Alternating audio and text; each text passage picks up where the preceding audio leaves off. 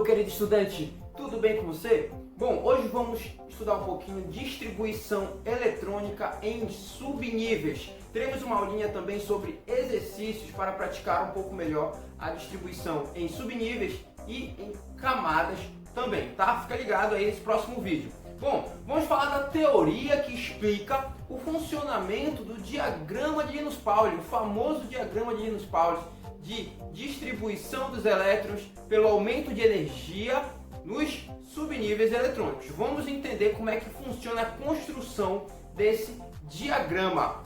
Bom, a partir do modelo atômico de Bohr, nós temos a eletrosfera organizada em 7 níveis eletrônicos, certo? Para os elementos conhecidos na natureza. Futuramente foi associado a ideia dos níveis a camadas, que no ensino médio nós podemos ter como sinônimos. Então a gente tem aqui, nível 1 é associado à primeira camada, né, camada K, nível 2 a camada L, tá? Nível 3 a camada M e assim sucessivamente. O que tu não pode esquecer é que em cada nível, em cada camada tem um limite de número de elétrons. Não pode ter mais, mas pode ter menos que aquele limite. Então vamos relembrar rapidinho. Primeira camada só pode ter no máximo 2 elétrons. Segunda camada, 8 elétrons. Terceira camada, 18. A quarta, 32. A quinta, 32. Tá? A sexta, 18. E a sétima, 8 elétrons. Okay? Tu pode me perguntar, professor, mas não está aumentando a energia porque chega aqui no 32, né? Repete e depois diminui. Porque para os elementos conhecidos na natureza, nós não temos nenhum elemento que passa desse limite em cada subnível, tá? A partir aqui do 32 que diminui, ok? Mas teoricamente, pelo modelo atômico de Bohr, a energia dos níveis tende a aumentar. Logo, a energia do nível N, né, vai ser menor do que a do O. E a energia do P ela é maior do que a energia do O. Porém, para os elementos conhecidos na natureza, não tem nenhum que passe de 18 aqui na P. Ok? Então, é uma ideia que na prática é associada aos elementos que nós conhecemos. E para esses elementos, nós temos esse limite em cada camada. Não te preocupa com a teoria, tá? Te preocupa como pode aparecer na tua prova. Então, a partir dessa ideia de níveis ou camadas, nós temos a ideia dos subníveis, que estão dentro desses níveis. Bom, nós temos 4 subníveis. Temos o S com 2 elétrons, o P com 6, o D com no máximo 10 e o F com 14.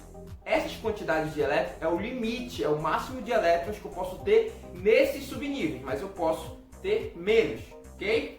Então, a gente vai associar uma certa quantidade de subníveis a cada uma dessas camadas, a partir do limite de elétrons que cada uma tem.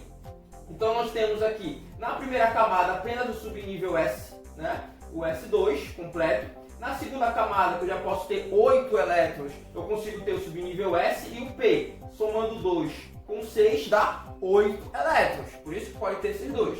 Na terceira camada, eu teria 18 elétrons, eu posso ter o subnível S, o P e o D. Somando os expoentes aqui, que são o número de elétrons, dá 18. E assim sucessivamente, eu posso ter o número de subníveis associado ao limite de elétrons naquele nível ou camada, não esquece disso. Partindo desse ponto, nós montamos o nosso famoso diagrama de Linus-Pauling, como é conhecido aqui no Brasil, onde a gente organiza esses elétrons na eletrosfera, tá, atômica. Então nós temos aqui a numeração 1, que está representando o nível ou camada, temos o subnível, ok? A letra do subnível, que é o subnível S, e o expoente, que seria o número de elétrons. Tu não pode esquecer dessas 3 informações, tá? Camada, o nível eletrônico, subnível e número de elétrons. Partindo desse ponto, você consegue perceber que esse diagrama ele é organizado por essa ideia que nós trabalhamos aqui, ok? Então ele é todo organizado pelo limite, né, pela energia que comporta uma certa quantidade de elétrons dos elementos conhecidos, tá? Em cada camada.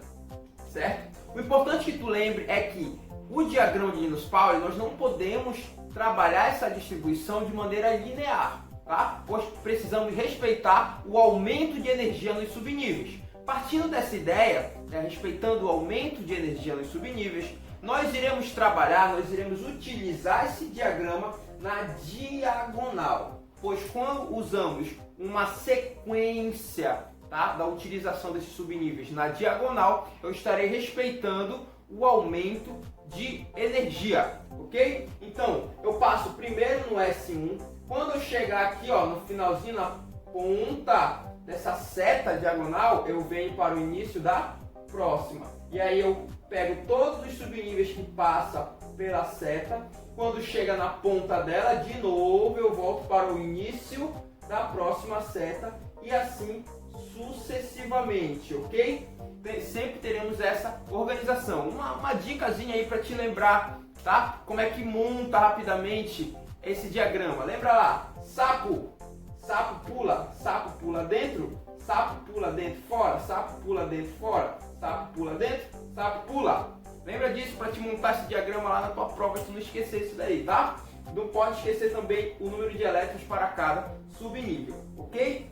Tu pode pensar, bom, mas não posso utilizar de maneira linear? Não, porque, por exemplo, quando tu chega aqui, ó, no subnível 3P6, eu não posso ir diretamente para o 3D10. Eu tenho que primeiro passar, olha só a seta, tem que respeitar a seta, no 4S2, para depois voltar na seta que pega o 3D10, ok? Isso ocorre por quê? Porque o 4S2 tem menos energia do que o 3D10. Por isso que eu tenho que passar primeiro nele para depois vir no 3D10, tá? Temos que respeitar isso daí.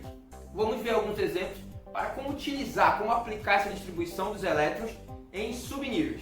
Bom, temos aqui o elemento lítio, tem apenas 3 elétrons, né? O número atômico é 3, é um átomo neutro, então 3 também é o número de elétrons. Nós pegamos esse número e iríamos distribuir. Então, primeiramente, nós temos o 1s2, sempre é o primeiro da distribuição, né? 1s2 já foi 2 elétrons.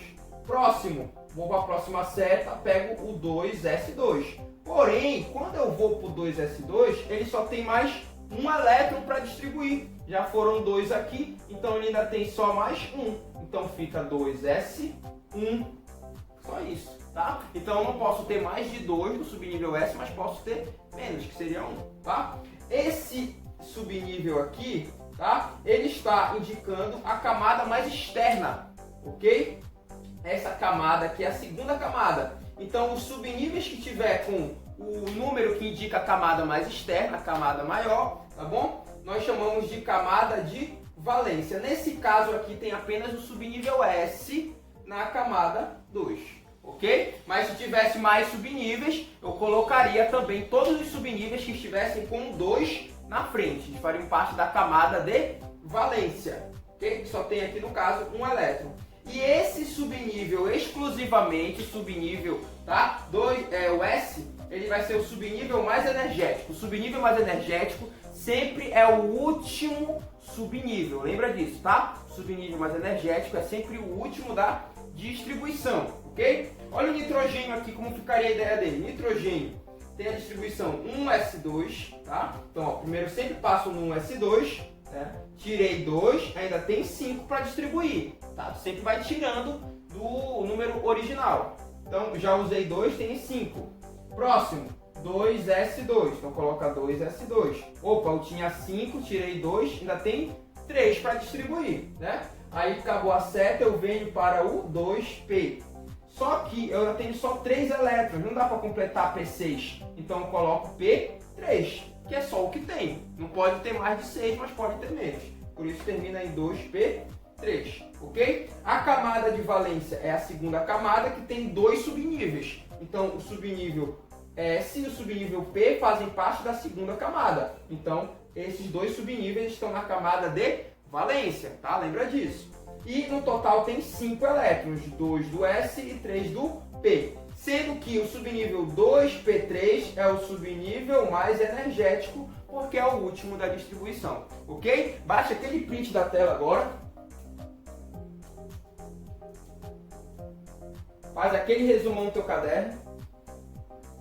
E não esquece, curte, comenta e compartilha esse vídeo com os teus amigos. Assim você está ajudando esse projeto a crescer e continuar, ok? Conto contigo, até a próxima.